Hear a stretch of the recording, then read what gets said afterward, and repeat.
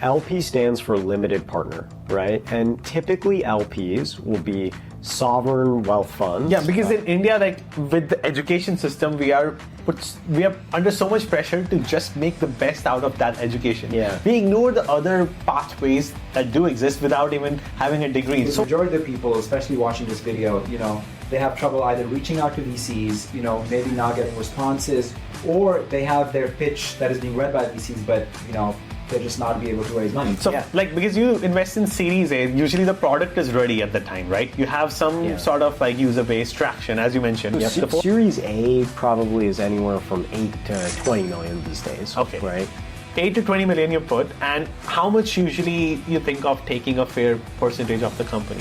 The biggest AI trend right now you see is that Ilya Sutskever, founder of OpenAI, he created a company within 3 months. He was able to get $1 billion funding without any product. The website has 0 images. So hello everyone. Today we have Gautam here, general partner at TCV. In the world of venture capitalism, we will get to learn all the terms needed to understand VC culture and why there is so much funding going into startups and how you figure out which startup to fund. Hi Gautam, can you please introduce yourself? Yeah, sure, happy to. I started my career in venture capital. I never thought that I would do venture capital investing, but I just through luck met a firm called General Catalyst when I was in college and turned that meeting into an internship, which then turned from an internship into a full-time job.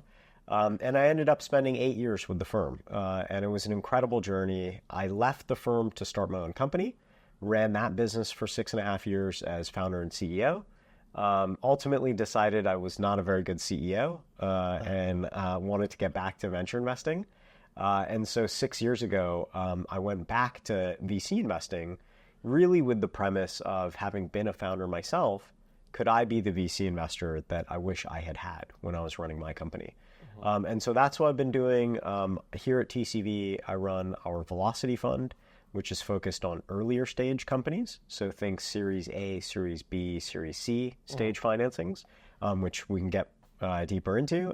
But that's my background.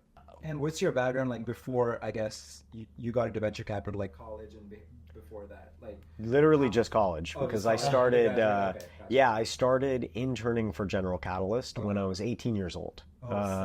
So I don't have much of a background before this. I was always the kid, though, that found something to sell. When eBay was big, I ran an eBay business, and I was always selling something. So that's why I thought that I would actually start my own company much sooner than I ended up doing. Right. So right now in Silicon Valley, a lot of aspiring engineers, they think it's so glorified, right? Like you start your own company, you kind of sound cool, but a lot of them aren't meant to be founders. Like when you were already a General Catalyst for 8 years, what made you, first of all, come to the decision that you want to start your own company? Look, two thoughts come to mind. So the first is what made me start my own company. It was really the stars aligning around 3 things. So the first was it felt like the right time in my career. I was in my mid-20s, didn't have a family, I could take a lot of risk. The second is that I had a co-founder that I wanted to start a business with. This is someone that I went to college with and had a deep personal friendship with. And then the third is we had an idea that we were both passionate about. So we wanted to start a business around healthy food. And we, I won't get into all the details, but we both had different personal reasons for why health and nutrition and food was the area that we wanted to really devote our time to. So that was the story for me. Looking back on it, though, I would tell you that I probably shouldn't have left General Catalyst to start a company.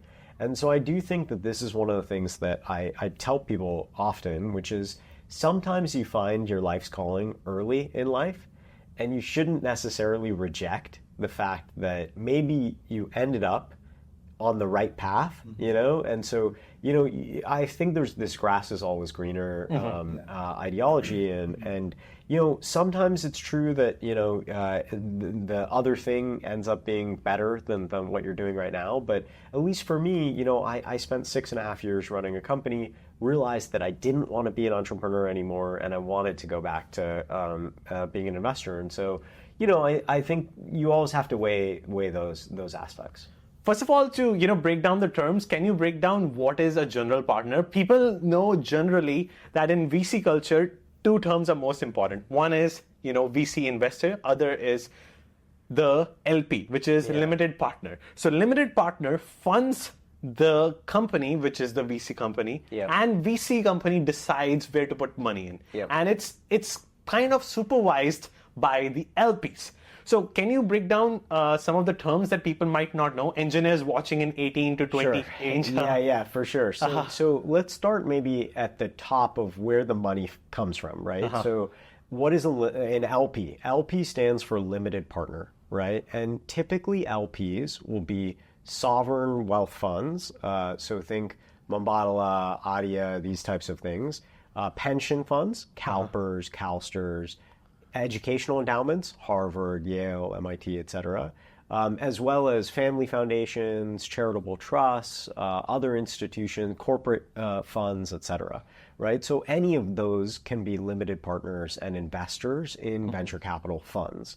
And then general partner, I would say, is probably the least important term to know, mainly because GP is sometimes used to describe a VC firm, right?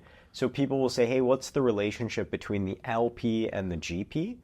But it's sometimes and often used to describe a title of a person. And the reality there is that's not that important to know. Venture firms are organized in many different ways. Some firms have a general partner title. Some firms only have partners. Some firms use a managing director title. It's all over the board. So I would tell you, like, that term is probably the least important of the mix, but it basically connotes a title that maybe is a more senior member of the investment team. I see. So it's basically a title. Basically, general partner, the term you have is technically being an investor, right? We can say. Exactly. Okay. Yeah. So a lot of Harnoor's audience, are young engineers from India. That's his primary audience, and most of them kind of aspire to be engineers at big tech, either in India or immigrate to the US in the Silicon Valley and kind of have a big tech job. Very few kind of see the vision of starting their own startup in their early college days, right? Whereas you on a day-to-day basis meet a bunch of founders. What kind of message would you give, or like, what would be your kind of motivational message to all those college students who can maybe consider startups and kind of give some sort of inspiration to them? Well, the first thing I would say is there's nothing wrong with the big tech job. Right. Those are great jobs and great companies doing very interesting things. I would say this, for a startup and wanting to start your own company, you have to be obsessed with the idea, right? You have to be obsessed with the company.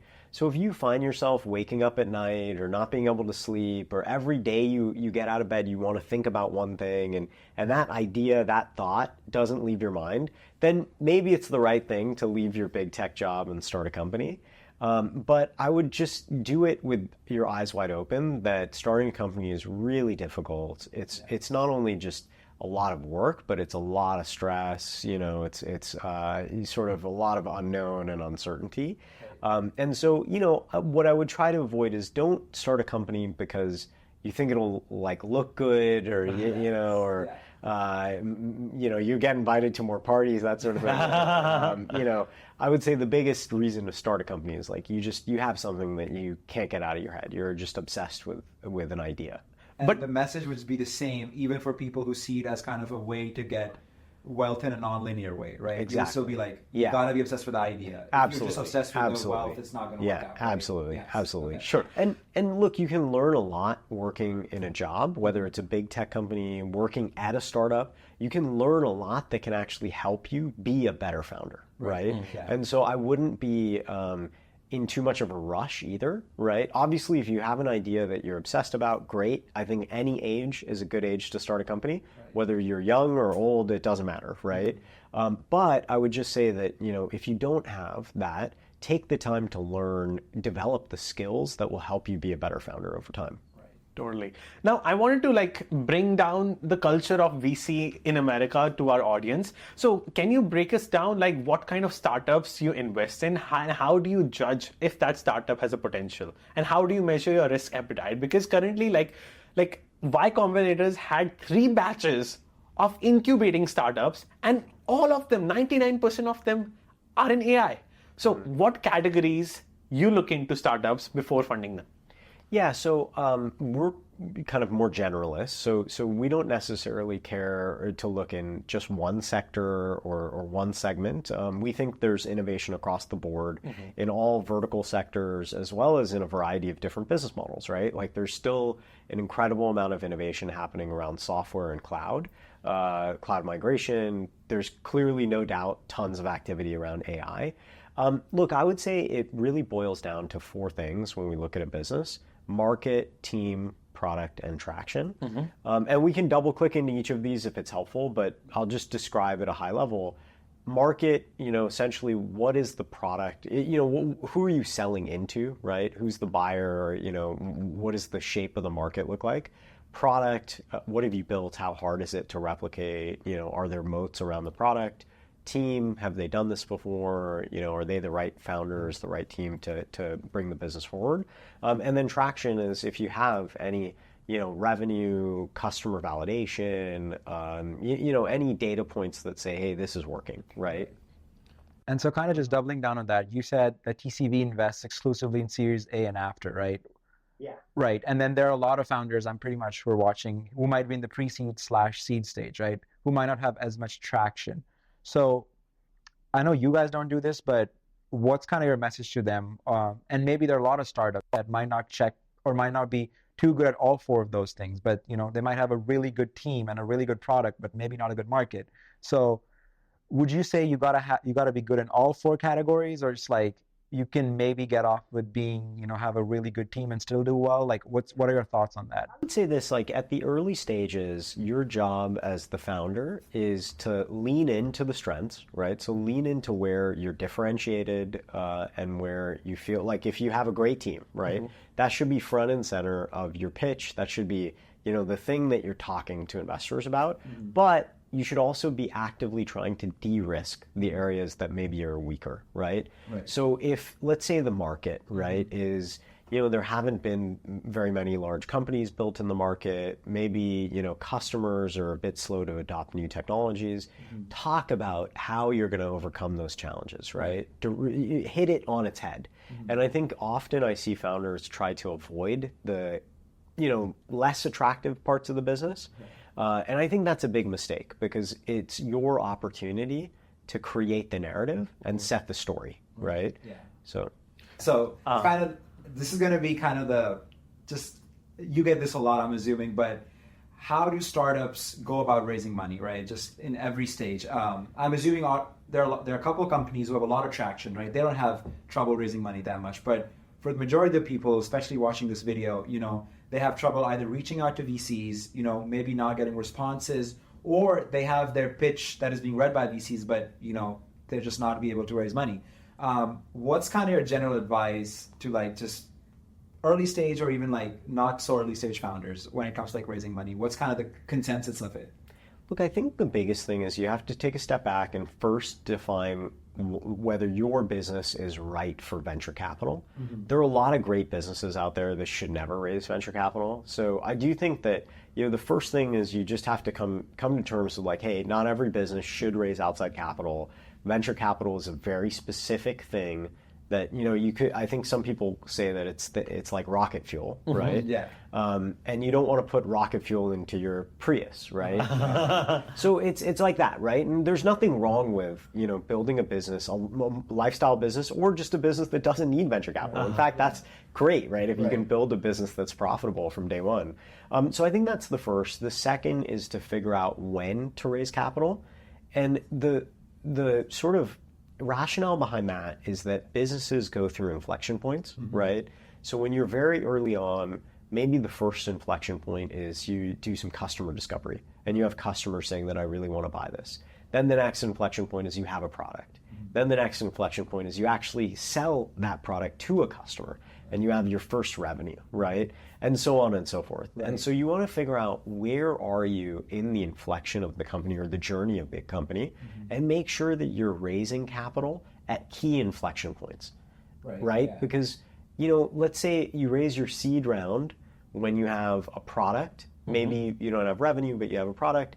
Now when you raise your next round of capital, you have to have some revenue, right? So you want to make sure that you're being thoughtful about when you raise capital and these milestones. And then the last thing I would just say is that it's a process, right? And I would really treat it like a process. And we can go much deeper into what the process looks like. But I think there's very clear, steps that you want to take and things that you want to do to be buttoned up to be able to go raise capital. Right. And what's about the risk appetite? How much risk appetite investors have? So let's say, you imagine that 50% of the startups after seed round fail. That's the analytics of America. Am I right? Yep. Yeah. So in that analytics, so you invest after that stage, before that stage, that you think that the startup has given 3 years in pre-seed and it's about to fail or succeed. Is that the point you want to put Series A in, or it's or you think that it goes back to these key inflection points, right? So if you think about seed capital, you might be investing pre-product or maybe slightly after post-product, but before product market fit, right? And so that's why the failure rate is very high, right? Is that you have companies and ideas that are potentially good ideas on paper, but maybe can never be commercialized, right? And then as you get to Series A, you have a little bit more data. They tend to be generating revenue or early signs of revenue, and so now you have a lower failure rate because now you've pushed that product into the market and it's being commercialized, right? And then as you get to Series B round and there's more revenue, and so the failure rate's even lower there, right?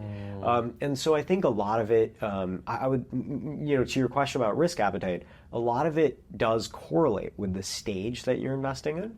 And then I would just say that, as venture investors, if you are investing in seed or even Series A, you're probably expecting that, 40, 50% or more of your portfolio will go to zero, right? And so I think there is a lot of risk appetite in the industry. You could argue, in fact, maybe there's been too much risk appetite over the last few years. But I think that it really correlates with these stages of inflection.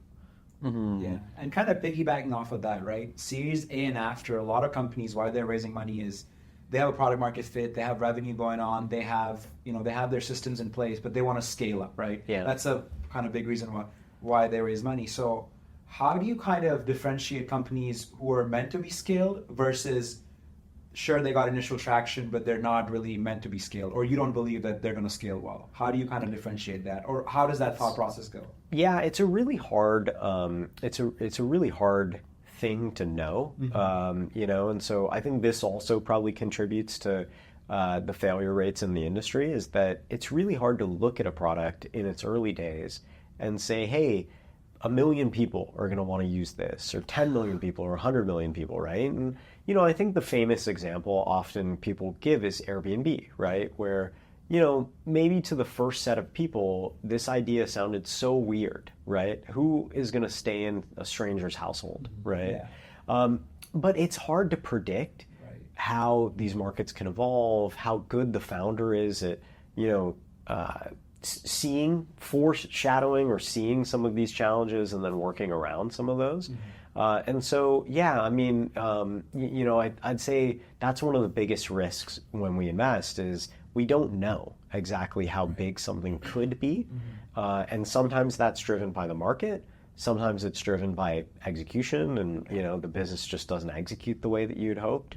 But it's really hard to predict that going into it. Yeah. So to follow up on that, how cutthroat the culture is, like the LPs who give you the funding to, invest into startups, how cutthroat they are. If, let's say, 10 years down the line, 5 years down the line, all of your investments start to show results.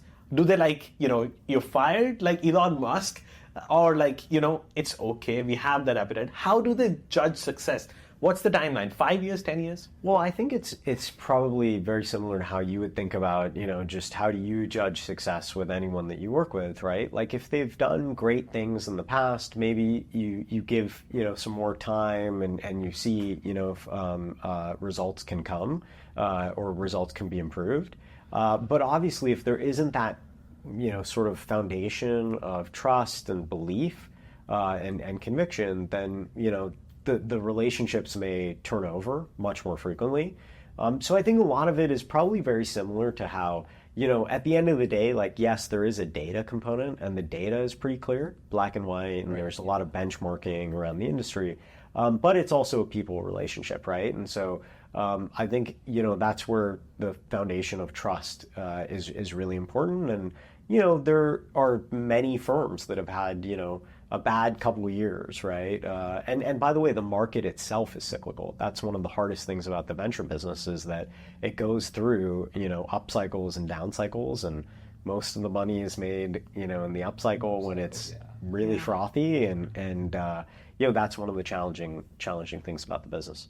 Yeah, and how many years you give into average a startup?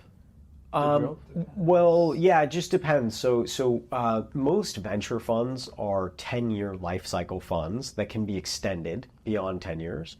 And so if you think about that, you're hoping that you can make most of your investments in the first few years of a fund, and then manage the portfolio for the remaining, 5, 7, 8 years of the fund. And so, you're sort of hoping that the startup gets from seed, Series A, or whatever stage you're investing in to exit in that time frame.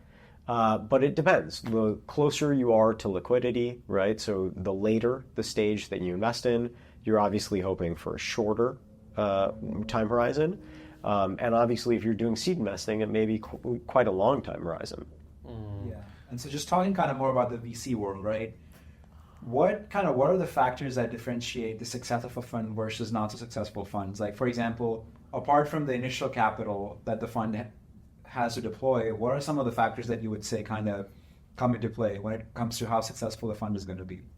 Well, that's one of the interesting things about our business is at the end of the day, it's all, you can see the numbers pretty black and white. Did you beat the benchmark or not?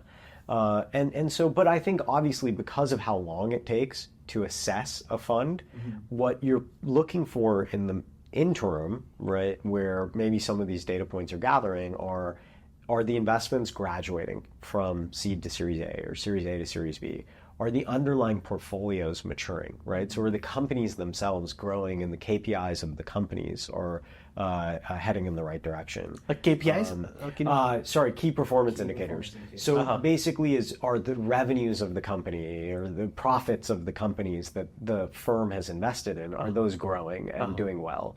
And then, you're also looking internally, is the firm able to get access to talent and, have hiring good people. And so, there's a lot of maybe signals that you'd look for. But at the end of the day, when the fund is, kind of fully deployed many years into the fund's life, you're going to be looking at the returns and benchmarking it against the competitors or against the market. Yeah. All right, now let's kind of shift gears and kind of talk about more about like TCV, your life here. How does your day-to-day look like? How does different months of the year look like? So could you maybe talk about what you do on a daily basis, what your job is, and just how do you go about it? Yeah, day life. Yeah. Well, I mean, look, job number one is obviously support the founders that we're invested in. And so I have, a handful of companies that I work with, and it's job number one is making sure that we're hopefully being supportive to them, being responsive when they need something. Obviously, being active partners from a board perspective. We sit on, board of directors of many of those companies. And so that's job number one, right? Job number two is you're always looking for the next investment, right? And so that often can be more of my day than job number one because, companies have needs that are episodic, right? Like a company may be hiring someone, a senior executive now, but once the hire gets filled, then, they might not need anything for a few months, right? Right. So that tends to be a bit more episodic, but finding the next investment is sort of always on, right? And as part of that, you're always meeting with founders, right? Probably meet, 10 to 20 founders a week. And try to do, most of those are probably on Zoom, but try to do a lot of them in person, which means that you're on the road a fair bit. And so, that's the bulk of the job. And then there's obviously you're managing your team, and LP relationships and things like that. Those are other components of time investment. But I would say the two primary jobs are the two that we talked about. breaking that down, can you share how much pressure or how much freedom you give into the startups you fund? I mean, it's their company. At the end of the day, like, we wouldn't invest in a company unless we believed in the founder or the CEO. So it's their company. We're just here to help. And, you know, having been a CEO myself, I think it's a very fine line, right, between being intrusive and being helpful. And we want to be helpful. We want to support. But we realize at the end of the day, it's the founder's company. And, you know, we are on the ride, and we're very fortunate to be on the ride. Because, like, I wanted to ask about the principles because I have seen Super Pumped, right? Have you seen it? Yeah. Because in that show, board of directors have the power to fire the CEO. But on the other hand, companies like Meta, people try to, like, Mark Zuckerberg has enough voting rights that he cannot be fired. What do you think is a fair balance? How do you figure out how much voting rights, how much power a CEO has? Yeah, I mean, look, I think often when you get to conversations about voting rights, it means something went wrong, right? Not necessarily the company may be going well, but it means something in the relationship between, you know, the board and the CEO, or the shareholders and the CEO founder may have gone wrong. And so I think the best thing, obviously, sometimes it's unavoidable. You know, issues arise, and obviously, folks are putting their blood, sweat, and tears into running these businesses. But the best thing is to try to avoid those issues before they reach the voting threshold level. And you know, I think often the founder is trying to do what they believe is right. They may not have experienced growth in other, you know, companies or in prior jobs. And so I think the board is also trying to do what they think is right. And, you know, sometimes it's just a matter of people just not hearing each other, or, you know, kind of not being able to be rational and objective versus having their kind of egos dug in. Now, the biggest AI trend right now you see is that Ilya Sutskever, founder of OpenAI, he created a company. Within 3 months, he was able to get $1 billion funding without any product. The website has 0 images. And most importantly, the competitors in the same space, like XAI, Mistral, had some sort of product before getting $1 billion of funding. Now, without any product getting $1 billion of funding, what do you think? That is the risk appetite crazy here right now? Look, I think every firm and investor probably has a reason for, you know, why a specific investment makes a ton of sense for their fund. You know, for us, we are avoiding some of the more capital intensive, you know, like foundational models and just very capital intensive layers of the AI infrastructure or AI value chain. But I can't say that that's the right decision for all investors. Mm-hmm. We think it's right for us, but, you know, depending on the, you know, return expectations for other firms, and just depending on what they're optimizing for, it may be the right, you know, and that's the business, right? Is you're always taking some amount of risk in these investments. So I don't think you can be too risk adverse. You'll miss out on some great opportunities and some great investments. I think the bigger question is just, does it fit your portfolio strategy and your portfolio construction strategy? True, because at the end of the day, like, just 1 to 2 startups can account for your net worth. Just like Peter Thiel, his investment in Facebook and PayPal accounts for most of his net worth. Yeah. And it's crazy. And I think, is that the vision investors should have? I think it's something that you have to remind yourself of all the time, is that we're in an outlier business. And I try to, you know, I say it internally a lot too, which is like, you know, outlier people will get outlier results. You know, it really is true that you can't be a victim of these past paradigms or frameworks. You know, you always have to be open-minded to something that may look very different. Yeah. And kind of going off of that, I think DoorDash co-founder at one of the YC events, he said that, you know, running a startup and being successful is like playing poker, you know, where you're like, you have a strategy that you go with and you play, but at the end of the day, that bet might not pay off. Or there might be someone better than you who has better strategy, better luck, or it's just that you did everything right, but the odds were just not in your favor. Would you say it's the same when it comes to investing through venture funds? in startups, or would you say there's still like a framework that you can follow and kind of guarantee good results? I think there's a lot of luck and timing to this business, and you just hope that you're lucky and fortunate to invest in a great company, and then maybe, if you invest in DoorDash, right, the next great founder will come seek you out because you made an investment in a great company. And so there is some persistence to success in venture capital. But I think often you're hoping that, you get lucky enough to make a right decision, and then that right decision enables you to have kind of the brand and the reach and, all of those things to get to the next great company. And so just kind of going off of that, could you just explain to the audience why a lot of VCs prefer to invest or sort of give some sort of priorities to repeat founders or ex-co-founders, even though, regardless of whether their business succeeded or not? Why is that something that VCs kind of look positively? Excellent question.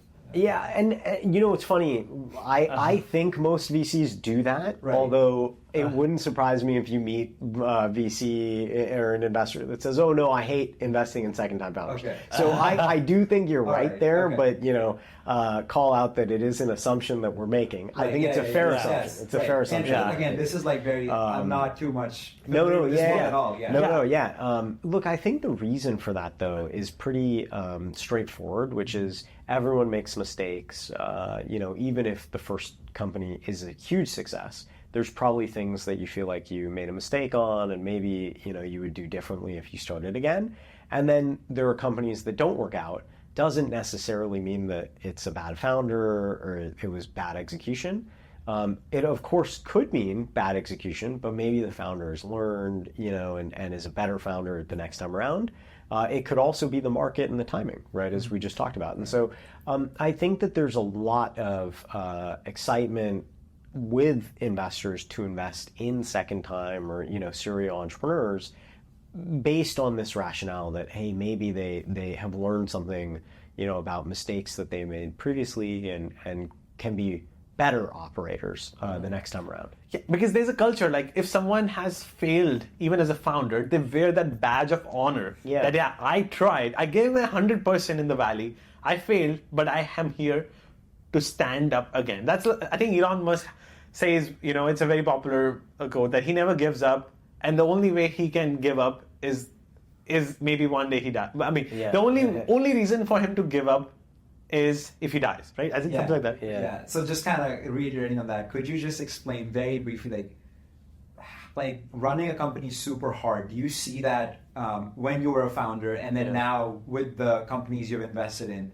Could you just, at a high level, and like just explain to the audience, like that running a company super hard and what all goes into it, like when you're in early stage? Yeah, I mean, the most challenging thing for me, and I'm sure it's a different experience for everyone running a company, the most challenging thing for me was that, it's just the stress levels and the people management aspect.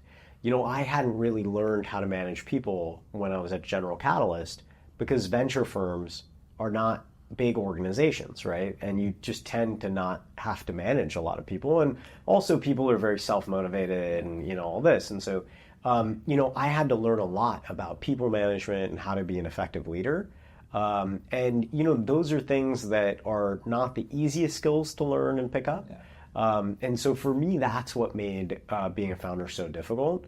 But I think everyone probably has a different experience of it, and there's stuff as a founder that's out of your control, and that can also be really stressful, and that can be really difficult, right? Like if the market is going a different direction, or let's say you're not able to raise the capital that you need to raise, like those are things that can put the company and put you as a founder under a lot of stress, right? And competition too, right? Like you have so many investors in the valley. There are some countries with less amount of startups than the number of investors in valley.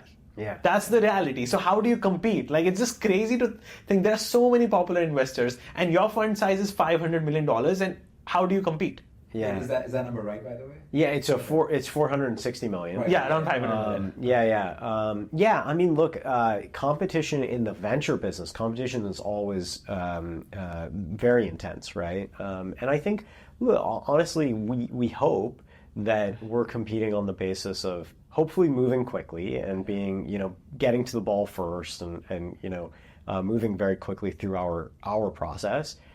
Being able to help the founder in ways that maybe other firms can't, particularly around our network and the people that we've worked with. And then for me personally, it's a lot of applying lessons learned and mistakes made as a founder, right? And I think, there aren't that many VCs that invest in the stages that I invest in who have been founders and CEOs before. So do you think we are in a bubble? Because like 99% of the AI startups, I see some YC startups which are just bare minimum wrapper of the existing startups. Some examples could be, let's say, a small feature to ChatGPT, or like maybe, adding memory feature, history feature, or maybe, adding some like cool prompt examples next to the prompt you're writing. So do you think these small startups, which can be killed in future by the creator of the LLM one day, do you think these startups have potential? It's tough to say, right? I think, what I would say, there's always, you have to start somewhere, right? And so companies have a wedge of how they're going to get to the market, how they're going to get customers, and then it's a question of what do you build on top of that wedge, right? And so I don't necessarily, fault anyone for having, a company that's maybe, it looks like it's a thin wrapper, or, an AI or, whatever it is. It's really more of a question of what's the longer term vision? Where do they go from here? So. I see. So it's okay. Like a founder can start with like a small feature of ChatGPT, small feature of Gemini, small feature of Anthropic. But if the founder has, willpower to pivot fast, and if you see that, that's a good potential. So you don't, it's not about, right, that's like you see the energy level of that founder. Yeah, and I would just say ideas, there are often many companies that execute the same idea or a very similar idea, right? What really starts to stand out is, differentiated strategy and quality of execution, right? And there's so many countless examples, right? Google was not the first search engine. Facebook was not the first social network, right? So, there are so many examples of where execution at the end of the day has won out, right?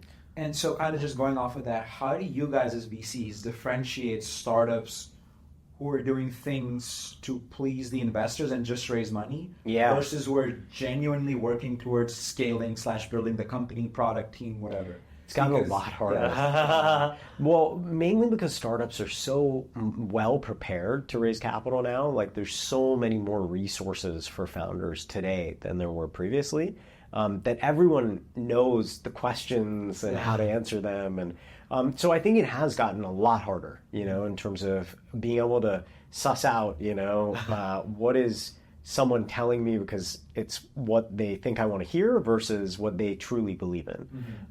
And look, I think that's also why investing during COVID was really difficult, and only meeting people on Zoom and having short amount of time exposure to founders. So that's one thing that's been great about the last 18 months or so is being able to meet people in person, having a little bit more time to get to know a founder and get to know, kind of how they want to build a business, and hopefully getting through some of, that like more rehearsed, pitch. So how do you fact check? Like so many founders lie, they make up numbers. I see so many Fiverr gigs, like which are trained to lie on the numbers, and they're able to. They charge you $100. That gig can bring $1 million of funding with that $100 paying some Fiverr dude that, hey, just make a product, just put some numbers in and entertain the VCs. How do you fact check that? I hope that's not happening. I have seen that. That's their whole job, right? Yeah. That's what look, there is a pretty extensive diligence process, and there are a lot of checks around, the accuracy of cash flows and things like this. What I would say is I do think there is also a lot of trust in the industry, and so there's referencing people and trying to understand, hey, what do people say about this person and this team?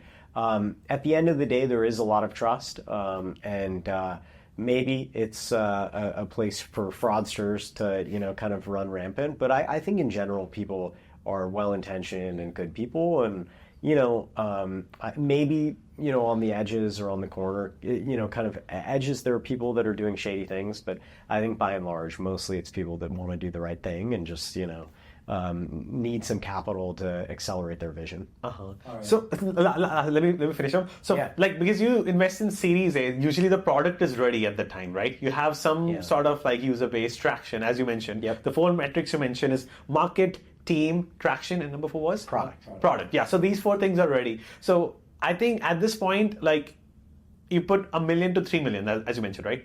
Usually, so Series A probably is anywhere from 8 to 20 million these days. Okay. Right? 8 to 20 million you put, and how much usually you think of taking a fair percentage of the company? It depends. I think the averages these days for Series A is probably in the high teens percentage. High teens? Ownership. Like 15 to 20. 13 to 14. Okay, 13. Okay. Yeah. That's probably the industry average these days. Okay. I guess the biggest problem a lot of founders have, maybe even looking to raise Series A, is they're not able to reach the VCs, or they're not able to reach the VCs that they want to reach. Right? I was talking to this guy from South Park Commons, who's another famous VC, and they were like, I have like 80,000 emails. I'm like, holy smokes. So they have their pitch decks in order. They have everything in order, but I know this is going to be a loaded question. There's no right answer to this, but what are the things that a lot of founders can do to reach VCs? Yeah. So look, I think first and foremost, try to get a warm introduction when possible. I know it's hard to get those, but try. Referral helps, right? Yeah, referral is very important. Networking, 80,000 emails. And just, the second is if you can engage someone in social media or wherever they may be active, that can help, right?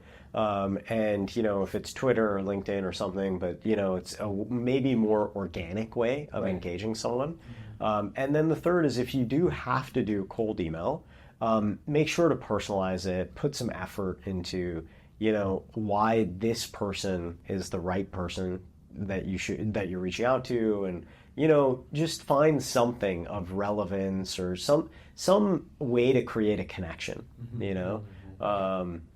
Now, let's say you are currently an 18 to 20-year-old student and you want to start a company in this AI boom or in Silicon Valley. What would you make?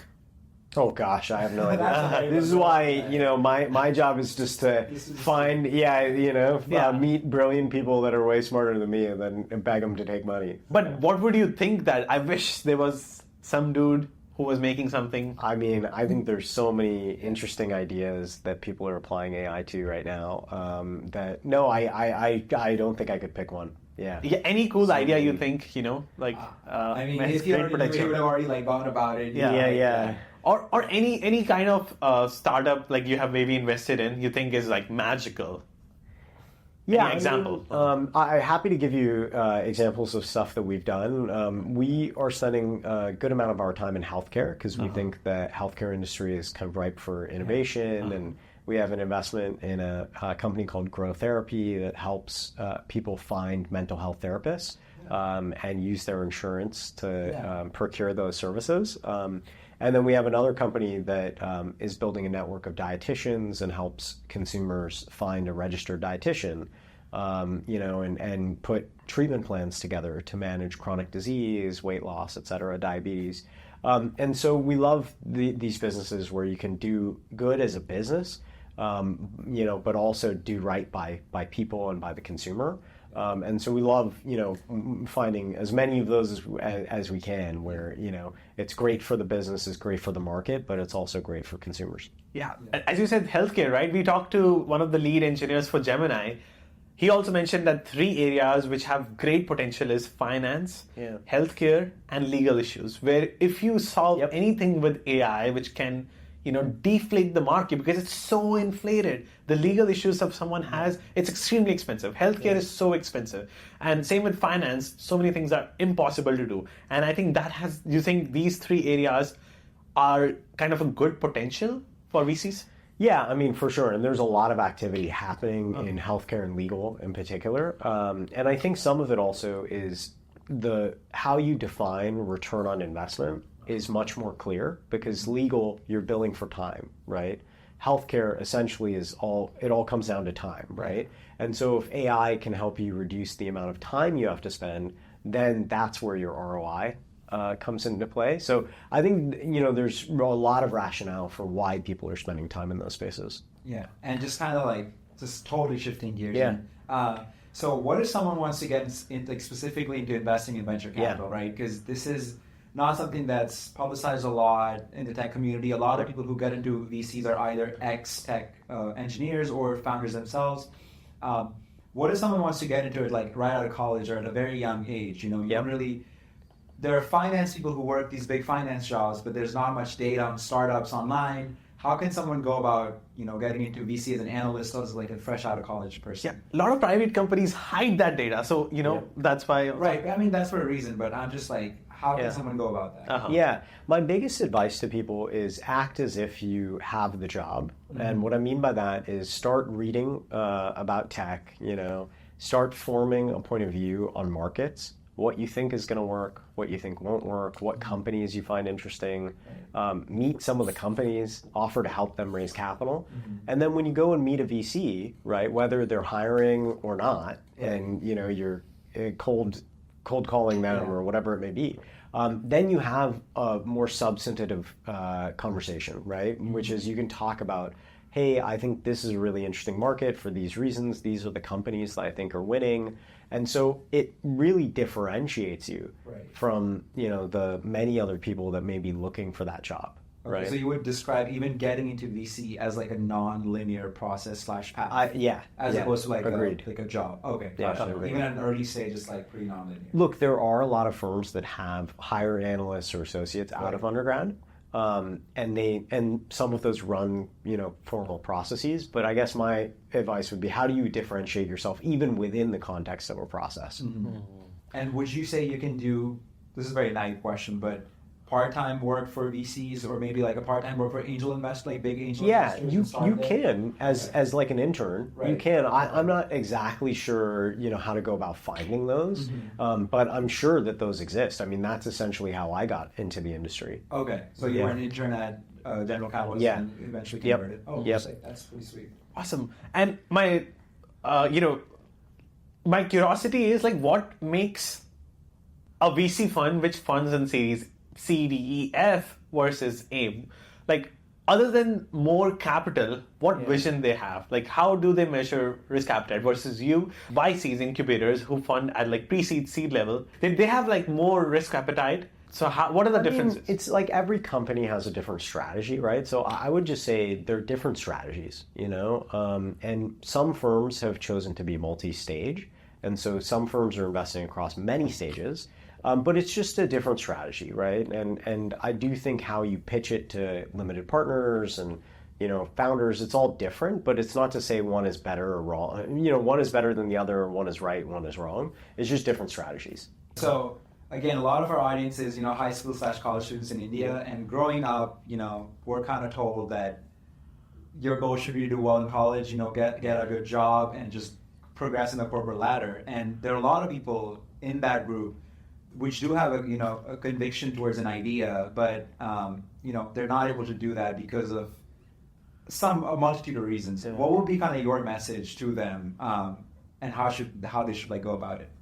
Well, look, I would say that going to college, at least for me, and even working at General Catalyst, were incredibly formative experiences. And so, I think about if somebody told me to drop out of school, and what would life have looked like? I'm not sure it would be better. And so I would just say, resist the urge for things to happen faster than they necessarily need to, and be more focused on just like learning, being around great people. And by the way, that might mean that taking a more non-traditional path is the right thing to do. But I would rather take that path because you believe that it's the right people, it's the right, you want to be learning about those things, it's the right way to optimize your learning, than to say, hey, I need to be doing this, urgently because of, some, fallacy around like, careers are long, right? Yeah. So you have a lot of time.